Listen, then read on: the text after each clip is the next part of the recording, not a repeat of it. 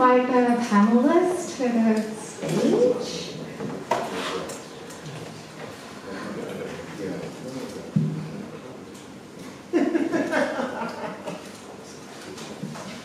So, yeah, we have Ian from Master Plan, Paul Zimmerman, who has many hats as well. Actually, everyone here has many hats. Vicky, who is representing his architectural firm, and Francis from SVHK. So, I'm Corinne, obviously. Thank you so much for your presentation. So, my name is Fiona again. I'm the facilitator of this discussion. I guess I also speak on behalf of like most dummies on this topic, since I'm also learning about this topic more. So I'll be asking questions that will help us to understand what we've been discussing so far.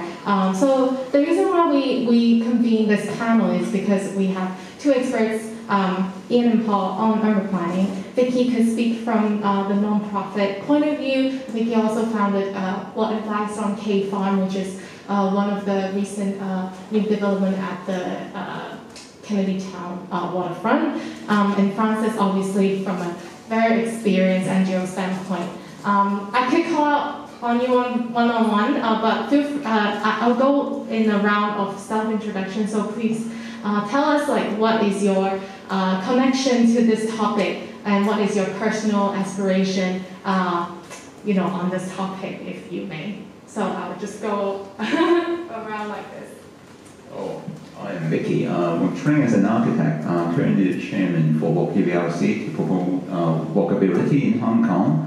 But at the same time, I'm also the architect behind K Farm.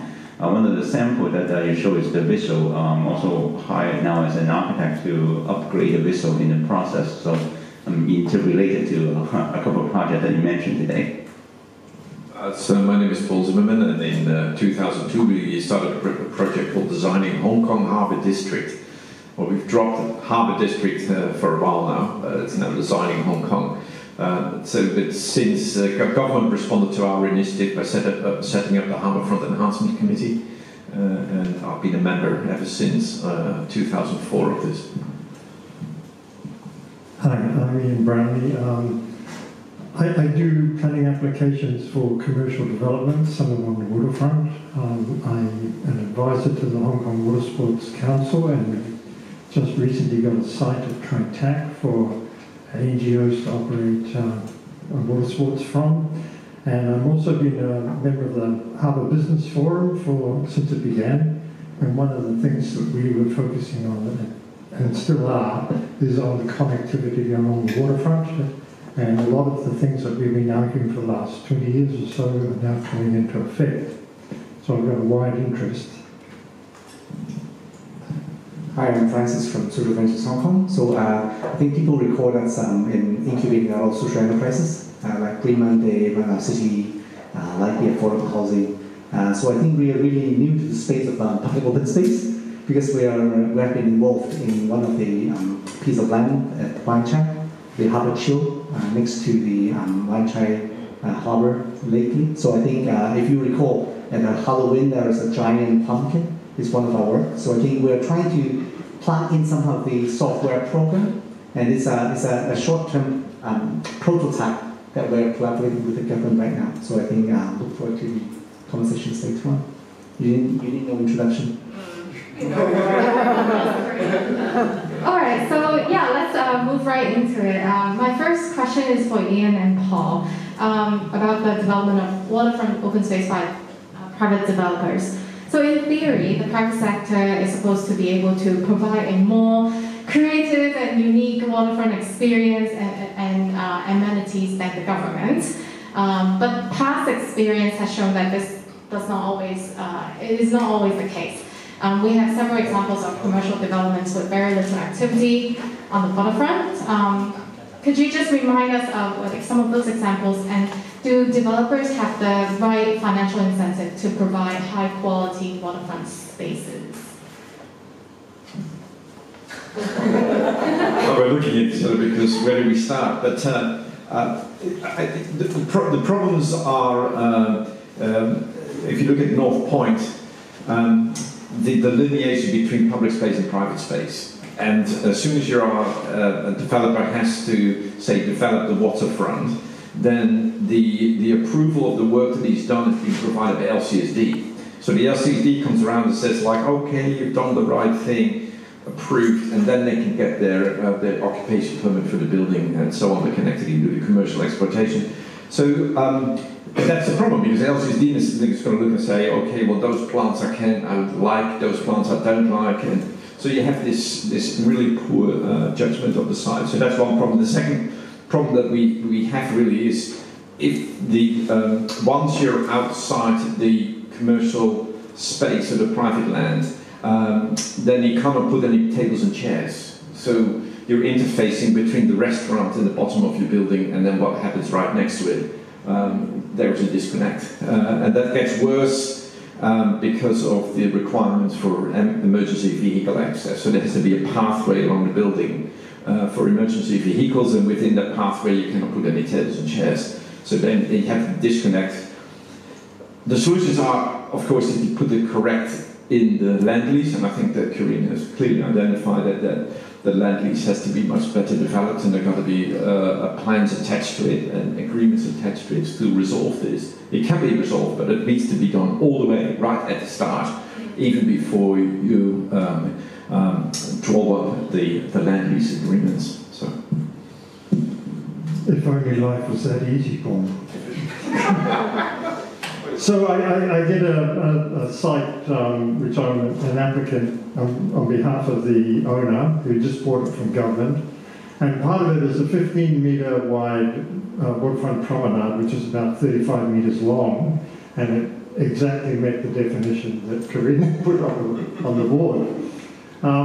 And so we, particularly the landscape architect, myself, and the operator, owner, were very interested in making this space unique and doing something really, very important. And we had on one side, we had the public represented by Paul Zimmerman, who objected to just about everything that we did. Right?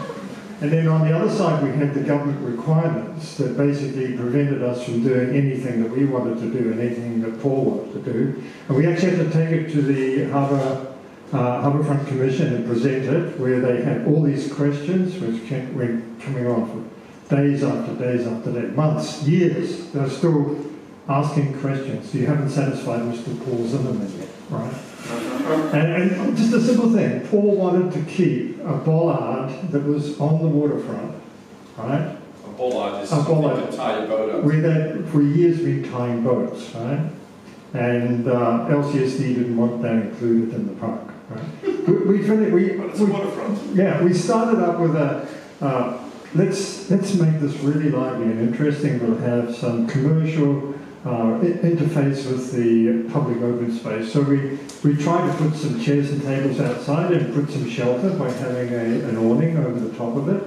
We weren't allowed to put an awning out because it extended beyond the balcony, beyond the boundary of the site. We weren't allowed to have any seats or anything, F&B or anything on the waterfront, because that was contrary to the intention of the promenade. We then had it, they wanted us to design it, so we gave them a concept. We have movement along the front, we have seats and landscaping in the centre, and then we have interaction with the commercial along the inside. And they objected to that because we couldn't have interaction between the public space and the commercial space. We did a landscape scheme, which was really good because we tried to put some shelter in, because that's what's quite important on the waterfront. And as part of the lease, there's a requirement that eventually this may go back to LCSD to manage, which is the one that you mentioned. And everything we had to do had to then meet their standards, even though they're not going to take it over, right? So we weren't allowed to put in anything of high quality because LCSD didn't want to maintain it.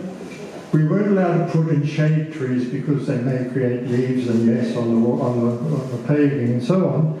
And we weren't allowed to put any seats in amongst the landscaping because that really is not what they want on the waterfront.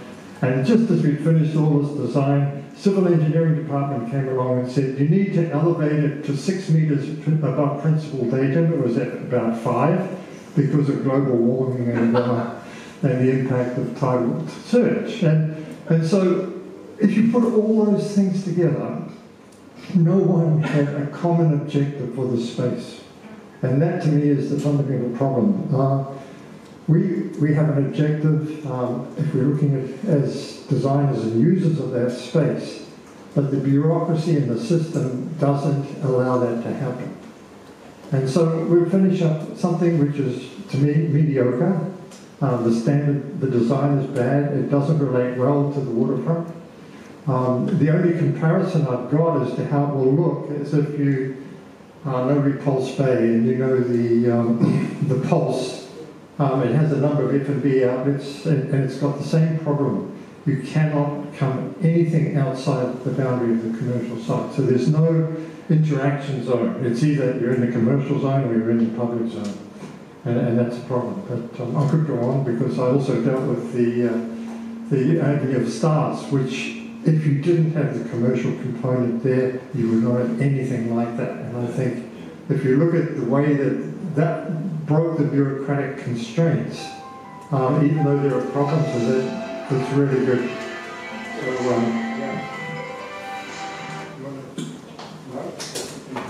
So my follow-up question to those answers were, what constraints did the government put on private sector on building equality waterfront? But I think you both covered it really well. So my second part of the question is regarding management of recreational amenities on the waterfront by non-profit. So I would like to direct my first question to Francis and Vicky.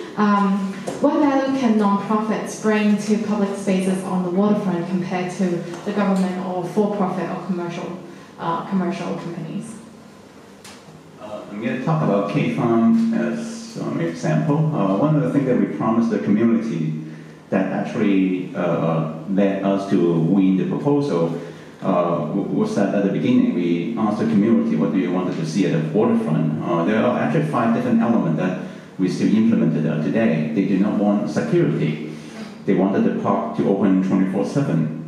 They wanted to bring their dog in the waterfront. They wanted a water station. Very simple stuff. Then I'm going to actually talk about today. So we have been operating for about 5 months now, full blown. It was actually kind of funny. We promised them we didn't want security. As of yesterday, someone called the police and said, oh wow, they're doing this event. Looks like they're violating the 599G generation thing. And then it was very interesting that on one hand, some people told me that they don't want security. On the other hand, some people wanted police on our side to tell us what to do. And also, by having no security, gave us a lot of management headache. A lot of skateboarders actually come into our site to break our stuff. It was broken at a rate was so frequent that every week. Many of you actually gave some money to K-Farm, thank you. And every week we're losing about $30,000 to damages from the skateboarder. We caught them on camera. We didn't want to call the police. They were kids, but they keep damaging stuff because they believe there's no security here, so they could do anything they want. So anyway, I don't know the answer to this solution, but I found it to be a dilemma that sometimes we deliver things that we promise the community, but a few percentage of these people just kind of abuse this rule, but that was just enough to really flip the whole thing into something that we are slightly losing out of control. To be frank, we're really new to the space, so we're still learning. But I think before we came into the scene and tried this pilot, it's because we think that, I think it could be saying that the overall Hong Kong, I think we're focused too much on the hardware. We believe that if there is a good software or program, that we might be easier to find what Ian said, the common goals, or the common good, or common visions. So what we have been trying to do is to generate different programs. So we're trying to balance between commercial and community. We want to build the commercial viability, but at the same time build the community vibrancy. And on the other end, I think we're seeing the constraints need to be free up, but at the same time, how can we empower more capacity? So through these few months of collaborations, I think we are actually working with at least several tens of partners. We don't organize ourselves, everything. We try to empower the small organizations. We see that the Harbourfront should be enjoyed by many more different organizations. But smaller NGOs or the independent yoga teacher, there's no way that for them to talk to those big guys. So we are trying to facilitate as an intermediary. So I think through the journey, I have to say, as we talk to Corinne, we cannot make money at all. So we're still losing money. But I think in a way that through some of the programs like the Giant Pumpkin event, the public like it. And then we have, during the summer, there is a summer Aqua Kids. If you recall that a lot of people go to enjoy, bring their kids. We want to build Harbour Chill to be more family focused. So through this program, of course, we still receive complaints. But I think at the same time, we receive a lot of compliments as well at the same time. So I think that actually building on a good showcase, I would say, that with the software, actually we can rebuild the trust among different parties. So I think at the end, who is going to manage that piece of land, we don't know. But I think through these examples, we can show that actually broadening out the boundaries, that actually constraints should not be locked up on everything that we do. So I think from the public perspective, I think at least they will see this as it's not just another commercial collaborations, it's a very commercial thing. It's not. We try to bring a lot of engagement to the community. We give out a lot of tickets for the NGOs, the underprivileged to come to enjoy our event as well. So I think we build up these things first. But I think at the end, next up, I think we need to really come to a point to try to balance with the commercial. So I think. I just want to make sure that everybody understands what has gone on. The two sites that Vicky talked about and you're talking about are not managed by the LCSD, are pieces of waterfront on an experimental basis being managed by the Development Bureau directly with NGOs. So both of them are experimentations. And I think your experience is very interesting because when I go to Kennedy Town, because the experimentation, and this is not LCSD, the space is learning and the people are learning what to do with the space. And that learning takes time. And what we are learning is that the skateboarders love it. And it's fantastic. And they are there day and night, but especially at night, because it's cool. And then there are also fewer other people that they would bother. So they come there at a time that they don't bother other people because there's conflict in users. Skateboarders go around a bit fast, and mummies with kids, they come in the afternoon, and the skateboarders, they come in the evening. It's just a natural learning that the community has done. But of course, skateboarders, they use surfaces, bumps and seats and whatever. His stuff is not designed for skateboarding, but the skateboarders are using it. So there's a learning. Now you could say, well, Vicky, you should have designed your space for skateboarders and a seat for skateboarders. If I'm a I would say, hey, you should have known those skateboarders were not. But nobody knew that the skateboarders were going to occupy that space. So then do we have the flexibility to learn? Is there money for Vicky to change his furniture to make them skateboarding proof? And so we will all be happy with each other because then the people do the farming during the daytime and the skateboarders use space in the nighttime, and everybody can do their thing and everybody's happy. Because people don't want to distract things. But there is that learning and the ability to learn. And I think it's a great one that's happening. Your space, I think, is silly as well. When it was super hot, midsummer, the only space at 12 o'clock afternoon that was used on the waterfront by hundreds of people was your space because everybody wanted to take selfies with all these weird stuff that you put in that space.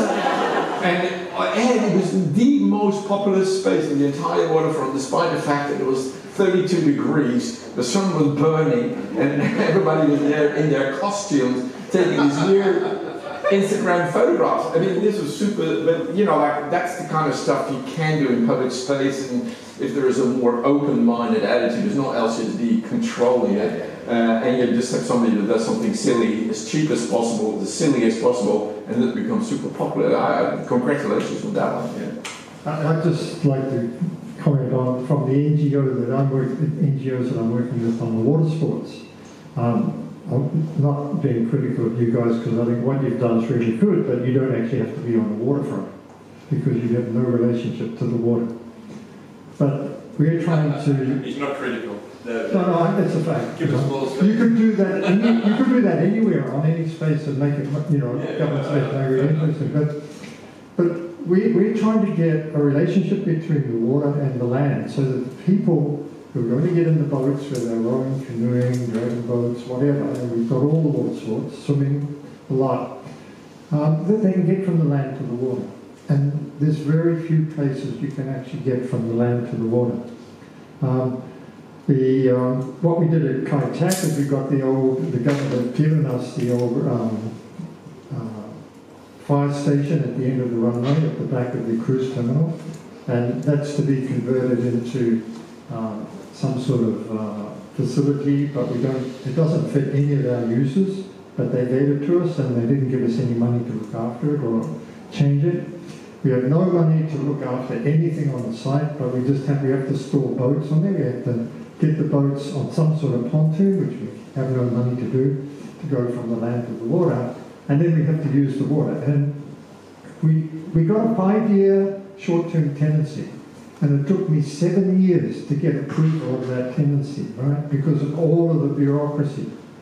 And what's really good is about you two guys have got away from the bureaucracy. The government have given you an experiment, and the Harbour Office has done really well on what they're doing recently in Kennedy Town and Wanchai and in North Point. And what's going to happen along the waterfront underneath the flyover, the expressway, North Point right through, is going to be absolutely fantastic, right? It's just a complete change in the whole attitude. But all of us will never be able to operate if we don't get some funding. And we can't operate as a loss as an NGO who has no real income. So our argument to government has always been, and what's happening at the moment in the Wanchai Basin is absolutely fantastic, because the guys in the Harbour Office have broken all the rules that they can to get this thing to work properly. And they, instead of having a vertical seawall that stops people getting into the water, they're cutting it down so there'll be steps and you'll be able to sit there and be able to look at the water, even touch the water, right? And those guys are doing something only on a temporary basis, because if it was on a permanent basis, it would have to be approved by LCSD and the Civil Engineering Department and all the rest of it. So what's happening is we're getting an opportunity where the NGOs can do these things, but we're not going to be able to finance them. So our argument is that if this was designed to the standards that are normal, LCSD and all the rest of it, which no one really enjoys, you would pay money to manage them and build them, right? And there's no need for return on that money. You don't have to, it's coming from the public purse. So why don't you build the stuff that we want and give us the money that we need to run them, and allow us to make it really interesting. Like, we're not allowed to put any commercial activity. We can't put a drinks machine that is accessible to the public. We can't have a canteen at Kai Tak. It's something that, if we are able to do it, and we think we are, but they basically haven't said yes, it will be the only place on the waterfront of all of the Kai Tak development which will have some food and beverage out there. And you cannot, this is the biggest conundrum of the whole lot. They say, oh, if you're going to make money out of it, it's not going to be serving the public. But the fact is that every situation where you're making money, it's because someone from the public is actually really enjoying it, right? So there's always this problem, this definition, what is the public? And to me, the public's everyone, right? Whether you're having a cup of coffee or whatever. But we've got to generate the income. So do you have revenue models? We make income via events. Also, we make income selling our vegetables, all the crops that we make on site, and we also have a food and beverage restaurant that sells all the drinks using the ingredient that we make on site. So that actually works out really well so far, but still not enough to cover some of the additional damages that we're experiencing. So the restaurant is on the waterfront, in the public space? Yes. Yeah. We have a restaurant on our site. Yeah. What is interesting about K Farm as well as I visited just a few months ago when they opened, is that all the herbs are actually open in the open. So even though they are selling it for profit, it's open for the public. So I think it's also a huge lesson for the public to learn, and for them for the operators to trust the public to not pick and steal the herbs. Have you been stealing your herbs? They're real nice rosemary there. Yeah, what's stolen them? Well, those are actually quite funny. We have an aquaponic pond with fishes in them. The fish disappear over time. So we thought people must be stealing them, but as we The walked, birds. it was the bird. Yes, no one. So they're stealing you. Just want So to. I think for us, unlike K Farm, we are not a long-term contractual relations with the Health Commission yet. So I think we were doing case by case. So we are prototyping different models. Sometimes we get some corporate to do some small sponsorship. Sometimes we might be splitting product together with some of the yoga teachers. So I think through selling tickets and giving out some of them, I think we try to achieve a balance of that. But I think we're still trying for that. But no F&B yet. At least we have a small kiosks, but I think no way that we can make profit out of that. But I think Snack stand there.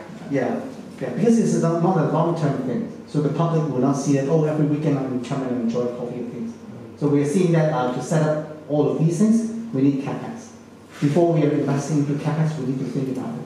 So I think right now we are trying to achieve something I don't want to miss out. I think it's what you said, is how can we get all these people come and enjoy it and see that there is a good balance, the natural rules. So I don't want to see one day that all the harbourfront there will be a signboard, oh, no skateboarder before 9 p.m. That's no good. So I think right now we're doing these prototypes to build a new set of social contract. So we need to show people that it is okay, no matter from the government or the public. It's fine. We might be making mistakes, but we can refine it. So at the end, I think through these sets of experiments, I think we can ask for better balance way forward. So I think that's something that I want to illustrate.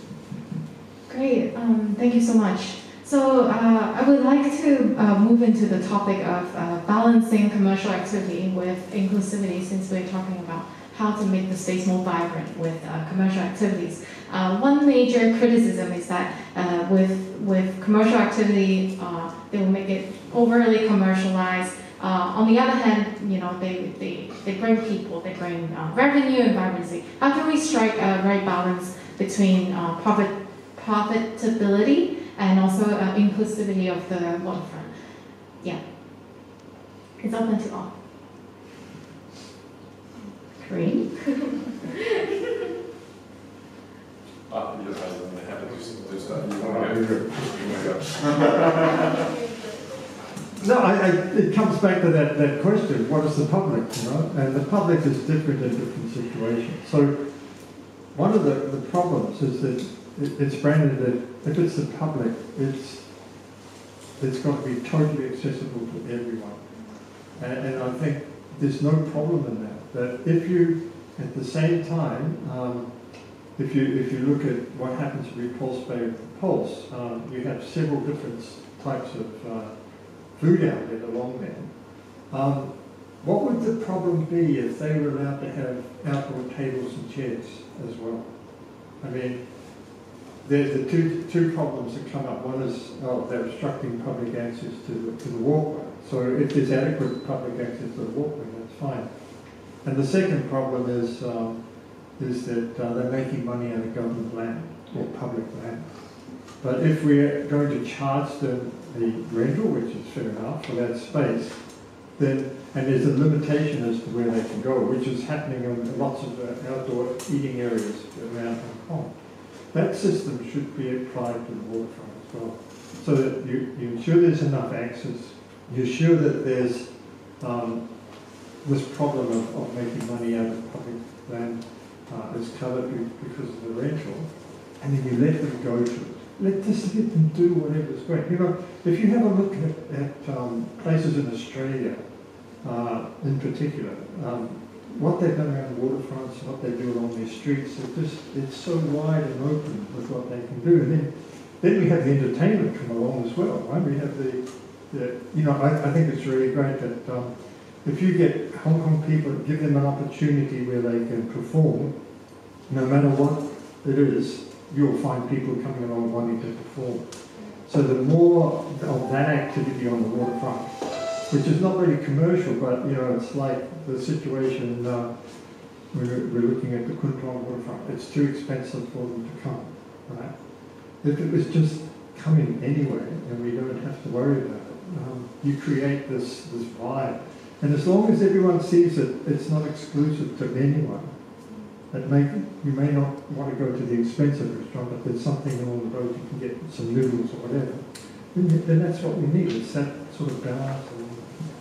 I want to add on this. I think I would see that commercial sector would like to come on board with some good events and something. But I think sometimes they will be quite scared as well, whether I will be accused by the public on something kind of, or when I'm doing this, is it okay? Will the public be all right with that? So I think a couple of learnings through the journey of social innovation all these years. I think first of all, I think it's a transparency. Like one of the projects Lightbee has been working with the government is the light housing. So right now, I think that building right now is built up to be a very vibrant building that empowered a lot of subdivided units, families over there, 45 units or something. So I think all along, I think our book is open. So whoever asks us, I think they will get to know that we are quite clear on how we are making the rental, going back to on the maintenance and things. The government will see this as well. So I think that's a good reputation that we build up, and then the public will see it as a good thing. And another thing I think would be engagement. So all along, I think many of our projects not we buy something and get a corporate sponsor, then it is it. Like one of the examples that we have been working with URA 2 years ago, I think it's called community making engagement. So H19, the Staunton Street. So I think there were a lot of arguments over how URA should play a role over there. But I think through the process, we run a lot of different research, and then at the end we get different people, different stakeholders come along with some good consensus on building urban progressing ideas and visions. So I think through some of the prototype, I think they rebuild the trust. I think the trust is very important, but I think it's through some good event that we're doing. And at the end, if the public see that, I think there's a good empowerment and engagement, we can contribute ideas, we can participate. And apart from just one player, there are several tens of different NGOs or social enterprises that are involved as well. I think if we get any kind of commercial partners coming in to sponsor or selling tickets, I think public will see it as a good thing. It's a collective thing. So I think how to be less fragile in a way that when we are going in the public image, I think it's something that we need to rebuild the trust again. Can I add something? I think one principle that gets lost a lot is diversity. Like, you don't want a homogeneous waterfront where basically everything is the same or targeted at the same type of people or the same audience. You need to have a mix so that there's something for everyone. Maybe not everything in every place might be for everybody, but you should have choice, you should have variety, you should have diversity. So if you're looking at affordability, if you're looking at you're talking about over commercialization, you don't want wall-to-wall Louis Vuitton shops. That's not what anyone wants. But yeah, so That's not true. Some people do want it. yes, Louis Vuitton wants that. But I mean, basically, you need to sort of design it in such a way so that there's different levels of affordability available. Like some events that you can have for free, just space that you can enjoy. Like the Belcher Bay waterfront, the kids are having loads of fun stacking crates. That doesn't cost anything except for a few crates. I mean, so unfortunately, there's a lot of really, really cheap stuff that people can enjoy, and like if that can coexist with commercial activities, I don't think that's a problem. Yeah, so it comes down to that interface between the private property and the public space, how to manage that, and I think that Community's report makes a good point on that one, in terms of how to be more flexible in having arrangements so that you can have overflow areas. You have the hard boundary of the private property, and then you have the public space. Can I allow that private property to also use the public space? What's that boundary? Now we're doing that right now as an experiment in the flower market, where people are allowed to have shopfront extensions for some distance in front of the shops, because everybody has agreed that that is nice to have. And so, but what is the mechanism that's being used is condoning. So it's not official, it's against the rules, but it's being condoned with consent of the district council. The FEHD, who's responsible for this, is condoning it. So that's somewhat of a very weak mechanism. This is going to take time for these different mechanisms to develop. The other one is actually dedication of space for commercial activities. So on the one side, Waterfront, the Harbourfront Commission had decided that LCSD had trouble dealing with this. I'm not sure anybody's been to Hong Kong Park recently, and the restaurant in the Hong Kong Park that's still closed. That's the most beautiful little restaurant. When you ask LCSD, they say nobody's interested. We can't find operators. It is really, it's difficult to manage. So they, as LCSD, as an organization, they find it very troublesome to deal with restaurant operators and letting out commercial contracts, whether it's a kiosk or a restaurant like that. So they have a really hard time dealing with that. So for the One Child Waterfront, we have dedicated land, not as open space, was under OU, and Ian can explain what that means. But anyway, so that those sites can be let out separately to a restaurant, and then they can operate a restaurant site. None of that has happened yet because the One Child development is still developing. So we're trying to come up with a different model there. But I find that quite rigid. I think the most flexible would be that LCSD has to rethink the kind of the zoning within their public space, where they have a commercial zone within their public space, either for outdoor seating connected to a private property, or designated areas for a commercial activity within the public space. If you go to the Vondel Park in Amsterdam, the restaurants are superbly used by everybody loves them, and they're a great contribution to the park. And then just right outside, people sleep in the grass and they get their sandwiches and they eat there. But there are people that like to sit on the table and chair and be served a cup of coffee. And so all of these things create that diversity. But so you've got to figure out, in Hong Kong, we have to figure out how we get LCSD on board so that they develop the mechanisms to allow this to happen. And that is just taking a lot of time because that's not in their mindset. Thanks for your report, because this is helpful to keep the discussion going. But it's the Land Department protecting the land creep. $140 billion a year. You allow a restaurant to have another 10 covers free, and I leased the property for sign, ran the leasing to sign it. All the restaurant operators will go in there and put on 10 covers. The flower market is good, but it's always been like that, to be frank. And it's on the pavements and nobody can use it. It's a recognition of an existing situation. And nobody's making really more money. It's almost outside storage, so, but the simple fact is they are not going to let you have 5 more covers and not get income from it. That's it.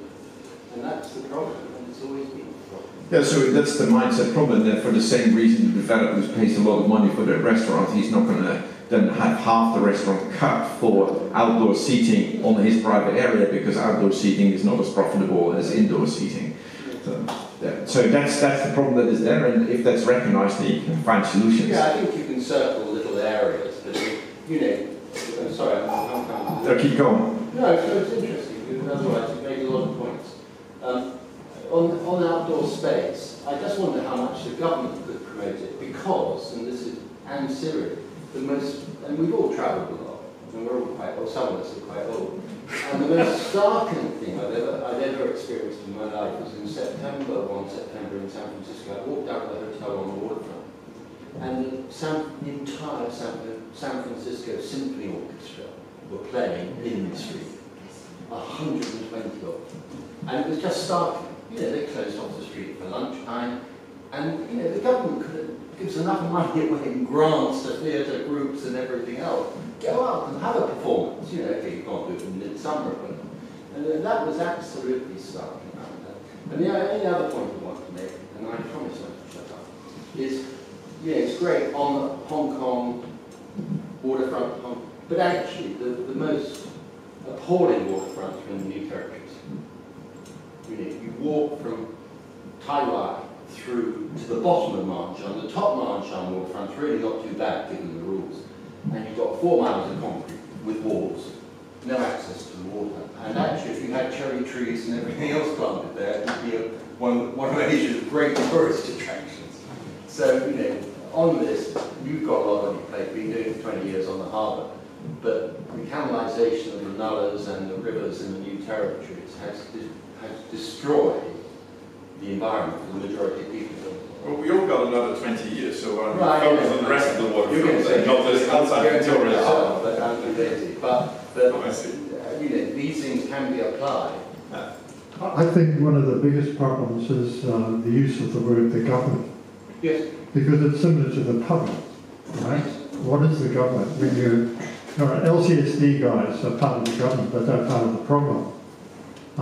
The guys that are breaking all the rules through the harbour office are also part of the government. Yeah. But they're not up in that part of the government. They're down at the lower level in the government. This is what they want to do. And I think if you talk to some of the guys in Architectural Services Department and so on, they want to do these things, Well, right? yes, but how do we get them to be able to be at the forefront? Break the rules. you know, I'm sure we can all remember 20 years ago dealing with one or two people in the planning department who wanted to do lots of things, and they ended up running an insurance authority, you know. So That's it, you know. thank you so much. We do have a Q&A session later, and we can have more interviews. I didn't know we were so regulated. Just want to add one more thing about commercial activities along the waterfront. There's a current proposal out by the government. It's the Shek O Water Sports Center. It's one of the probably the biggest opportunity remain in Hong Kong to build a neighborhood as big as Stanley, but in Shek O to operate water sport. When we attend the tendering briefing, it's about 50 teams competing, right? Everyone is competing on a free basis, so that at the end of the day, the government is almost like receiving $50 million free of consultant fee to receive like 50 new ideas of what they could do with it. Not only that, in the terms and conditions, they restrict the developer who would win the bid to almost make no money of it. When we look at the size that we needed to build, it's probably going to be $600 million to $1 billion. When we pitched to the investor, everyone thought, oh, we must be stupid, right? Why would I invest $1 billion on something that we would not actually make any money? So I felt like the aggression toward developer and not allowing them to make money, it's just like stopping the imagination. It's like, why would I invest $1 million to promote water sport if I'm not allowed to make a return on my investment, right? So I felt like that there's a little aggression toward like people who actually are willing to invest. Okay. Can I just comment on that? Because I can't understand why the government thinks that non-profit making organisations are better than ones that make profit. What's the fundamental problem? You know, I mean, sure, if they're an NGO or whatever sort, they have to make money to cover their costs, to put some investment in, you know, all the rest of it. But the government thinks they're going to get it free. And this is the biggest problem with, you know, we're looking at the water sports organisation taking over the water sports centre at Wan Chai, which, you know, this has been on the plans for ages. And all they say is, we've got no money to give you and you have to run it with a non-profit making approach, right? Which means no one can do it. So I just think that this is a real problem, right? That you need to have an attitude which, if the government's not going to do it through government funding, then whoever is going to do it must make a reasonable return on what they're investing. Yes, so before we conclude this session and then open it up for questions, more questions, I'm not asking comments, you now. afterwards, could you all give a top 3 suggestion of 3 things that the government could do to maximize the potential? So this is directing to the government. Any 3 recommendations that you think for them that they could maximize the potential of private or non-profit sector to create a higher quality waterfront in the long term?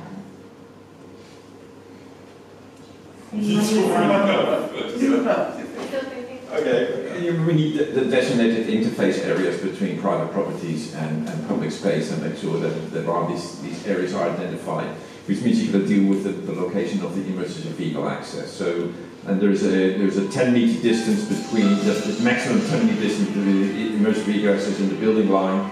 That should also be used. And we have this argument right now with a new development they presented for Pung Chong at the ferry piers, exactly on that issue, where we've asked for commercial development and retail right at the ground level, and to make sure that the EVA is designated to be set back by 10 meters maximum allowed. But when we proposed it, it turned out the planning department people had absolutely no idea about that rule. So you're coming up with something new for them, but that needs to be done. And on the other hand, we need to get LCSD to zone their public space where they recognise potential commercial activities within their public space. There's areas that can be let out to NGOs where they have more freedom, but that LCSD will let out space in their property, and so where they have different rules. So we need to get that those 2 organs. Maybe I'll go first. Maybe not 3, just 1. I think most of the discussions underlying that we talked about, I think it's about the trust issue. But I think it's especially difficult right now when we talk about the trust of the government. But I think I see that the harbourfront might be an opportunity for us to rebuild the trust right now. I think that I'm looking for a prototype that way forward, so not just only by that. I think that might need some intermediations in the social enterprise scene. We don't just bet on one player to take up everything. Can we form a consortium with a purpose-driven commercial mind player, collectively together with working with the non-profit? We form a consortium to take up a piece of land, and then we build up good showcases, good work, but good balance between the commercial and community vibrancy, and then we show it to the public. And we show it to the LCSD and everyone that it's a good cases. Then I think way forward we can rebuild the trust to work on more different projects. So I think that's just one recommendation.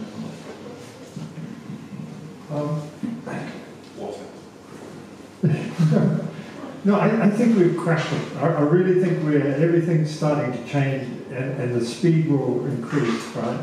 And I say that just from, at one stage we couldn't walk from my office in Chun Tak Centre to Kennedy Town.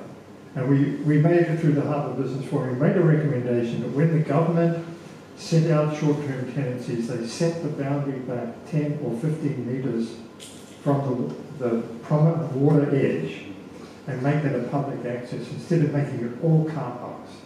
And they did that.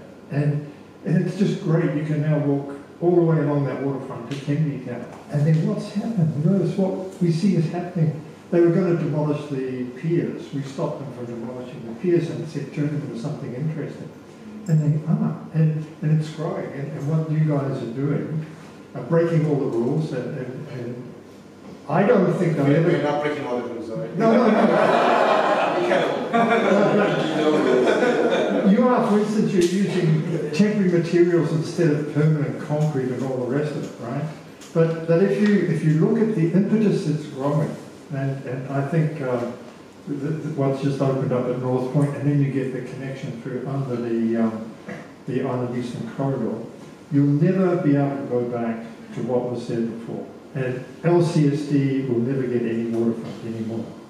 Yeah, so don't give any waterfront to LCSD. Okay? That's my recommendation. I think if we, the planner, designer, architect, and the government can listen to the science more than the people who are talking louder, I think that would be very beneficial. One thing that I always remember, just directly right in front of this building, I'm trying to pedestrianize David Road Central for years now. Everyone said that they love their truck, they love their car. I know they're wrong, but they were so much louder than I am. And so the government tried to hear their side of the story than more of my side of the story. But I believe my science and my logic is still the correct way to go. I agree.